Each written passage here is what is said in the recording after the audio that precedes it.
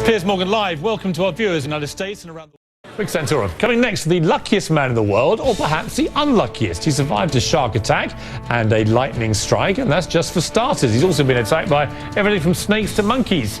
And he's a religious man. Is God on his side, or is he targeting him? We'll find out after the break. My next guest really should play the lottery. Tonight, Erik Norrie has got to be hands down the luckiest man in the world. Or is he? He survived a lightning strike and also survived being bitten by a snake, being punched several times by monkeys, and just a few days ago was attacked by a shark. Erik is now recovering at the Tampa General Hospital and joins me exclusively along with his wife, Spring. Erik, well, good to see you alive. First of all, how are you? I'm doing great. I'm feeling a lot better than I was a few days ago, I'll tell you that. Well, I bet. Now, you were spearfishing in the Bahamas with your wife, your 4 daughters, and your father-in-law when you felt the shark bite your leg. Tell me what happened. Well, just like you said, I was spearfishing, and I felt this tremendous, powerful crunch on my calf. And when I looked back, I saw him ripping a piece away and swimming away with a piece in his mouth. Did you think that you'd had it? It was going to kill you, or how were you feeling in that moment? You know, I'll tell you, to be honest with you, I believe with all my heart that God sustained me in that moment of time to give me no fear and no worry, no anxiety. And I flipped up to shore, and I tied a tourniquet around my knee to stop the bleeding and started calling for help. And my daughter got on the radio and radioed for help, and thank God there was a man close by the name of Mike Meldo that came and was able to get me to a clinic pretty quick. Now, the bizarre thing about you is that this is not the first brush with death. You've been struck by lightning in a storm in Florida when you were 10, bitten by a rattlesnake. We nearly lost a leg then and spent 2 weeks in intensive care, and punched by monkeys on more than one occasion. What is it with you and monkeys? I don't know. Maybe I monkey around too much. I don't know. They like me. I mean, I know you're a religious man, but do you think that God is acting on your side, saving you from death in these incidents, or is he picking you out for special attention? I think that he's continually challenging me to trust him, which is what I believe that we all need to do through hard times, through good times, through bad times. It's important to always trust God.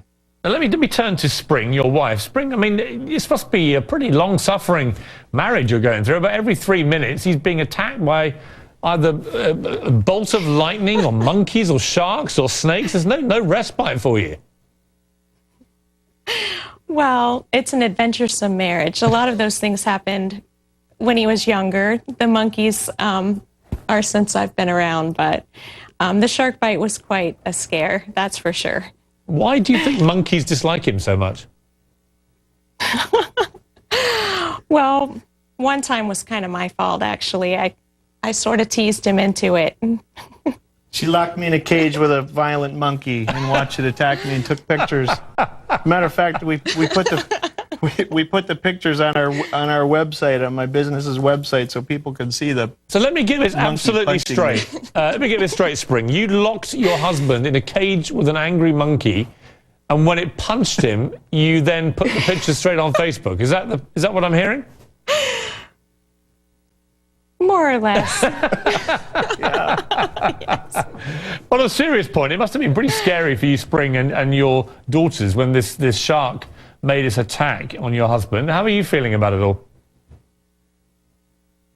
It's still a lot to take in.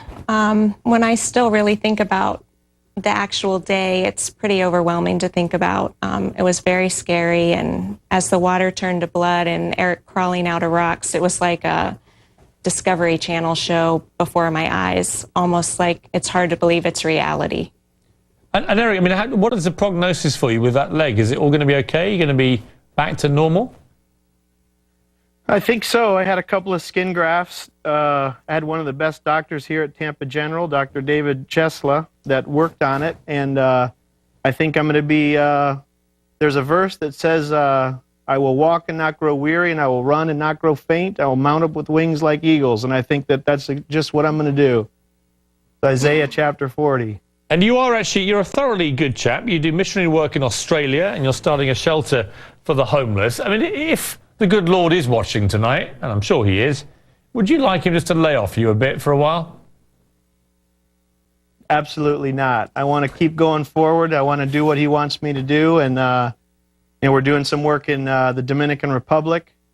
We're doing some work here in Pinellas County with the Dream Center, working with we're trying to put together a drug rehabilitation center, and we've got a lot of friends around the world in Papua New Guinea with Samaritan Aviation that are doing great things, and my buddy Thomas Dickerson that was with Calling All the Nations, who sang that cool song that's on YouTube, and just trying to do what we can. And playing the lottery? Nope, I don't play the lottery. I don't play the lottery. Dishonest gain is an abomination to the Lord. Well, there's a few abominations the Lord's been sending your way, but I admire your faith, and I wish you all the very best. Eric and Spring, thank you very much for joining me. Okay, thank you. I'll talk to you again night. after the next time a monkey beats you up. All right, wonderful.